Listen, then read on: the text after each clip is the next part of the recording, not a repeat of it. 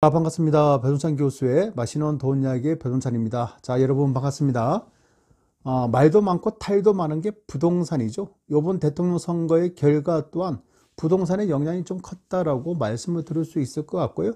보통 사람들의 입장에서 놓고 보더라도 부동산은 많이 알고 있다. 이러한 사실은 돈을 모을 수 있다. 또는 돈을 이렇게 새끼칠 수 있다. 따라서 부자가 될 가능성이 많다라고 말씀드릴 수가 있겠죠.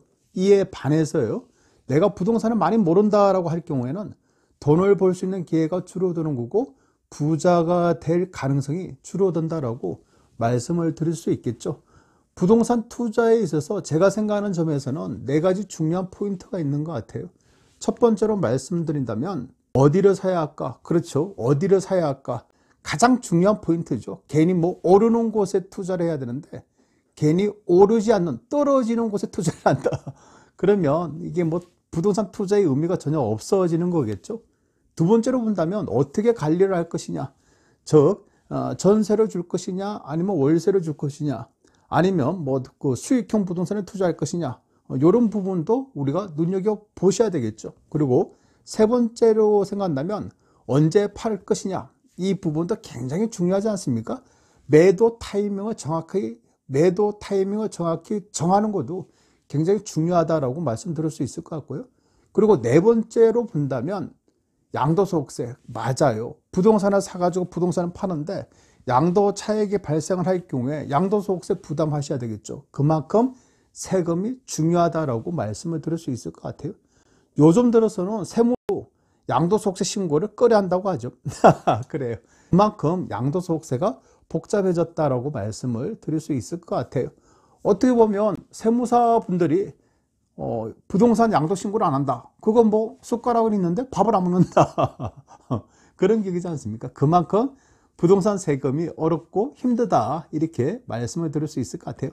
다만 이제 중요한 포인트는 부동산 세금을 많이 알면 알수록 내가 수백만 원, 수천만 원, 수억이나 되는 부동산 세금을 절세할 수가 있고요.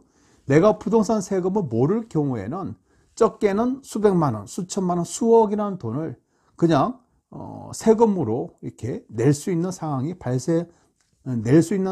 발생될 수도 있다는 겁니다.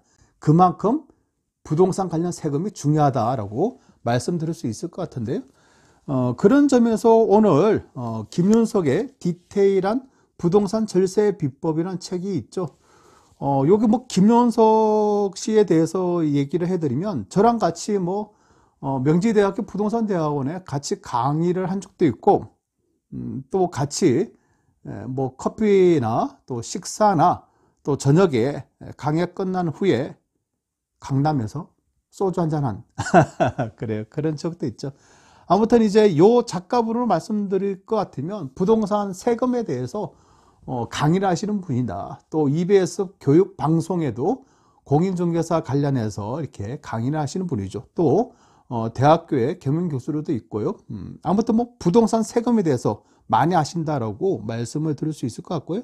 그래서 요 분이 이제 그 복잡하고 어려운 부동산 세금을 디테일하게, 자세하게, 꼼꼼하게 부동산 절세 비법이라는 책을 냈다는 겁니다. 요 책을 이게 살펴보면 제일 먼저 눈에 띄는 부분이 있죠. 제가 생각하는 점에서는 절세와 탈세. 맞아요. 가장 눈에 띄는 부분이 역시 절세와 탈세 요 부분인데요. 중요한 부분은 요 부분이죠.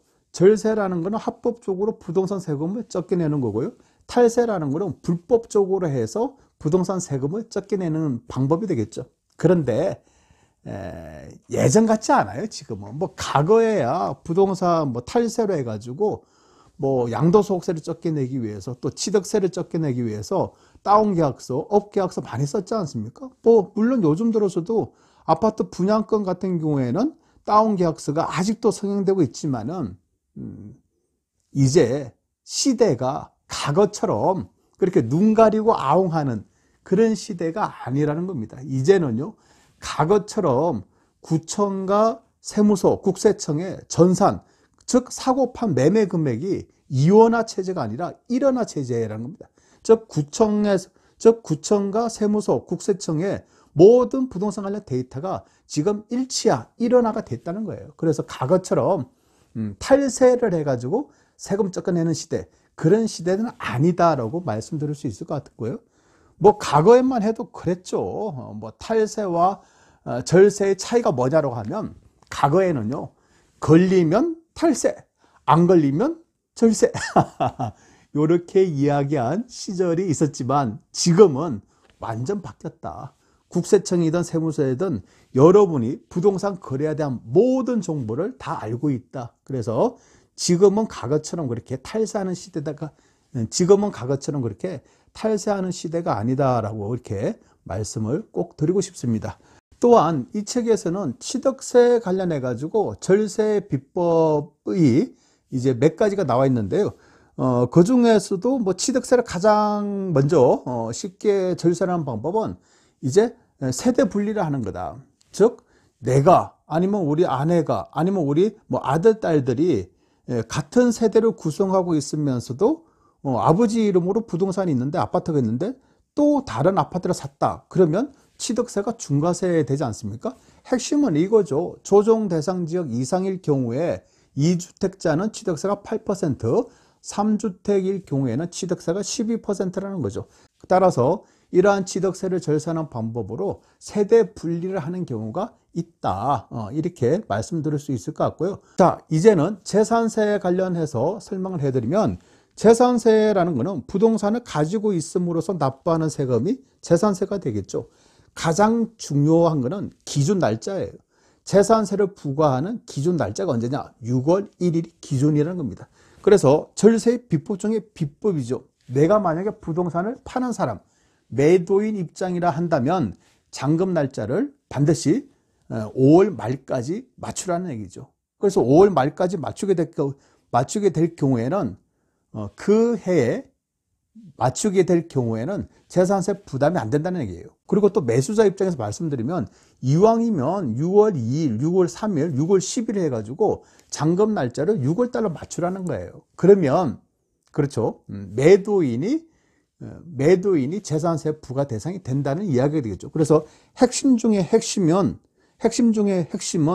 부동산 매매 거래를 할 때 잔금 날짜를 6월 1일 이전에 하냐 이후로 하냐, 이 부분 때문에 큰 차이가 난다. 왜냐하면 부동산 보유세는 재산세랑 종합부동산세가 포함되지 않습니까?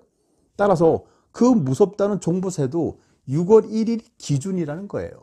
그래서 앞으로 가면 갈수록 우리가 잔금할 때 기준 날짜 6월 1일 상당히 중요하다.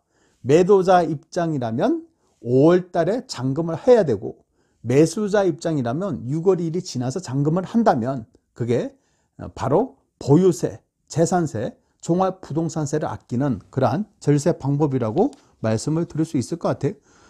또한 종부세 세율 구조를 보면 보이는 화면처럼 최소 0.6%에서 최대 6%라는 거, 요거 한 가지 꼭 기억해 주시기를 바란다는 거죠. 또한 정확한 종합부동산세의 가세 표준은 보이는 화면과 이렇게 같다라고 말씀드릴 수 있을 것 같고, 종합부동산세 폭탄을 빠져나가는 방법. 그래서 이 책에 보면 종합부동산세를 폭탄을 빠져나가는 방법이 있다는 겁니다. 그 첫 번째로 본다면요, 종부세는 일시적 1세대 2주택 예외 없다는 겁니다. 이 부분이 중요하죠. 양도소득세 같은 경우에는 일시적 1세대 2주택 비과세지 않습니까? 그런데 종합부동산세 같은 경우에는 일시적 1세대 2주택 비과세 혜택이 없다는 겁니다. 무조건 6월 1일 기준이다. 그래서 6월 1일 기준이니까 요 날짜를 잘 맞추셔야 된다는 얘기고요. 나는 뭐 5천만 원짜리 아파트니까, 나는 뭐 7천만 원짜리 아파트니까 다주택이 아니겠지, 요런 생각하시면 안 된다는 얘기예요. 금액을 떠나서 3천만 원, 5천만 원, 1억 미만의 아파트도 종합부동산세로 놓고 볼 때, 즉 소형 아파트도 주택수에 포함이 된다는 부분, 이 부분이 좀 중요할 것 같아요. 그리고 중요한 양도소득세인데요, 양도소득세는 부동산을 팔 때 납부하는 세금이 되겠죠. 뭐 제일 중요한 거는 1세대 1주택 비과세, 이 부분이 참 중요하지 않습니까? 특히 일시적 1세대 2주택, 요 부분을 이제 눈여겨 보셔야 돼요. 그러니까 내가 A주택을 취득한 후 1년이 지난 후에 B주택을 신규로 취득을 했어요. 그리고 B주택을 취득한 날로부터 3년 이내에 A주택을 매도를 하면 된다. 다만 내가 조정 대상 지역인 B주택을 구입할 경우에는 1년 이내에 B주택 전입 및 A주택 매도 시에 비과세라는 점은 꼭 확인해 주셔야 되겠죠.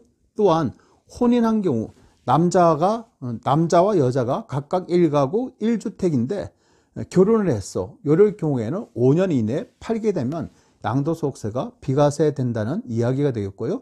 부모님이 연로하셔요. 근데 부모님도 집이 있고 나도 집이 있어. 근데 부모님이 60세 이상이라서 내가 부모님을 복양하기 위해서 합쳤어.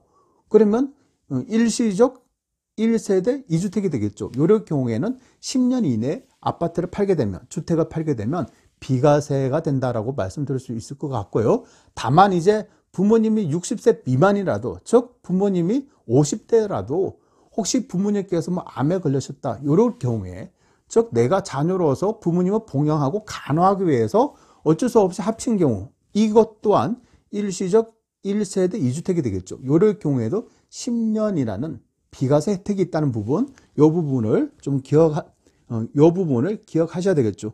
그리고 1년에 한 번 기본 공제된다는 부분, 이 부분 기억하시고요.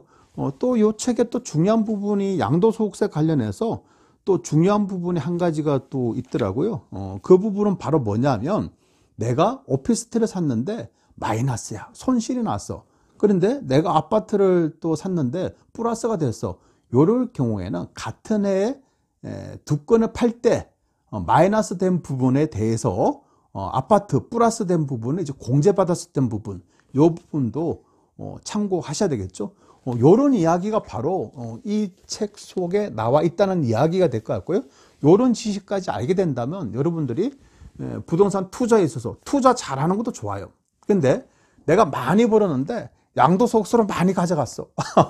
이건 좀 곤란하지 않습니까? 그래서 최대한으로 합법적으로 절세를 하는 방법, 이러한 방법이 중요하다라고 말씀을 드릴 수가 있다는 겁니다. 어때요, 여러분? 뭐 세금 이야기를 하니까 또 그렇죠. 머리가 또 복잡해지시죠? 맞아요. 그만큼 부동산 관련 세금이 어렵고 복잡하다는 겁니다. 다만 이제 이 책을 통해서 김윤석의 디테일한 부동산 절세 비법, 이 책을 통해서 부동산 세금에 관한 지식과 지혜를 하나씩 넓힐 수 있다는 부분, 이 부분에 대해서 좀 강점이 있다라고 말씀을 드릴 수 있을 것 같아요. 이 책의 특징으로 본다면요, 첫 번째로 본다면 세금의 세자도 몰라, 부동산의 부자도 몰라. 그래요. 나는 아무것도 몰라. 그런 분이라 하더라도 이 책은 그 실제 사례들 있지 않습니까? 또한 이 세법이라는 법률 용어, 이런 부분에 대해서는 너무너무 쉽게 잘 표현을 한 것 같아요. 또한 실제 사례들을 중간중간에 많이 첨부가 됨으로써 이 책을 읽고 보고 하는데 간접 경험이 많이 쌓일 수 있는 그런 장점이 있다라고 말씀을 드릴 수 있을 것 같고요. 그리고 주택 부분, 상가 부분, 토지 부분, 오피스텔 부분, 이런 부분에 대해서 세법, 세금만 이렇게 있는 거 아니라 투자 전략, 예를 들어서 상가 부분에 대해서는 입지가 중요하다. 오피스텔 같은 경우에도 절세 전략, 또 상업용으로 쓸 것이냐 아니면 주거용으로 쓸 것이냐, 이런 부분까지 좀 구체적인 부분, 디테일한 부분까지 잘 묘사가 된 부분, 이런 부분이 좀 장점이라고 말씀드릴 수 있을 것 같고요. 또한 부동산 세금 용어 해설과 세금별 세율표 등등 한 번에 싹 정리가 되어 있습니다. 2022년 주요 부동산 세법 개정 내용까지 그냥 부록으로 첨부가 됐다는 점, 이 부분이 굉장한 장점이라고도 봐야 되겠죠. 그리고 마지막으로는요, 부동산 법인의 장단점. 우리가 많은 사람들이 3, 4년 전부터 해가지고 부동산 법인들 많이 설립했지 않습니까? 그러한 이유, 부동산 법인을 통해서 절세 비법이 있었다는 겁니다. 또한 상속세, 증여세, 옛날에만 하더라도 상속세 거의 부담이 없었어요. 왜냐하면 공시가격이 10억 이상 돼야지 상속세가 좀 나온다, 이런 말들이 있지 않습니까? 그래서 가급만 하더라도 아파트가 10억이다. 그러면 뭐 각 지역의 부자 동네라고 해야 되겠죠. 그런데 뭐 지금이야 뭐 아파트 금액이 보통 뭐 10억대가 돼버렸으니까. 그렇지 않습니까? 그러다 보니까 이제 상속세나 증여세 부분도 여러분 신경 쓰셔야 돼요. 상가 오피스텔을 사고 팔 때 사업 양수도 계약서와 심지어 일반 가세자와 간의 가세자의 비교까지 정말 디테일하게 부동산 관련 절세, 비법에 대해서는 다 표시가 되어 있는 것 같아요. 무엇보다도 제가 생각하는 점은 이렇습니다. 이 책은요, 무엇보다도 부동산 초보자들 입장에서 정말 쉽게 접근할 수 있는 그런 책이다라고 말씀드릴 수 있을 것 같고요. 부동산 세법 관련해서 이런 책 한 권 정도는 옆에 두고 있다면 여러분 시간 나실 때마다 근데 한 번씩 이렇게 살펴보세요. 그러면 많은 도움이 좀 되실 것 같아요. 그리고 또 세법이 수시로 또 변경되지 않습니까? 만약에 이 책을 구입을 했는데요, 세법이 개정됐어. 그러면 양도소득세 부분, 취득세 부분, 뭐 종합부동산 부분, 요 책에다가 이렇게 표시를 하시면 된다는 얘기죠. 특히 뭐 국세청의 보도자료, 또 국토교통부의 보도자료 내용도 요 책에다가 스크랩을 해두면, 그렇죠. 여러분, 부동산 관련 세금, 부동산 관련 세금 얼마나 어렵습니까? 힘들죠. 그런데 1인식으로 해가지고 서서히 준비를 한다면 여러분들한테 많은 도움이 될 수 있을 것 같아요. 그래서 부동산 세금 너무 무서워만 하시지 마시고요. 기본적인 기본, 그 중에서도 절세 비법에 대해서는 반드시 여러분 알고 계셔야 된다는 이야기가 되겠죠. 그래야지 수십만 원, 그래야지 수백만 원, 수천만 원, 수억 내야 되는 그런 부동산 관련 세금을 여러분 줄일 수가 있다는 얘기입니다. 이상까지 배종찬 교수의 맛있는 도움 이야기였습니다. 감사합니다.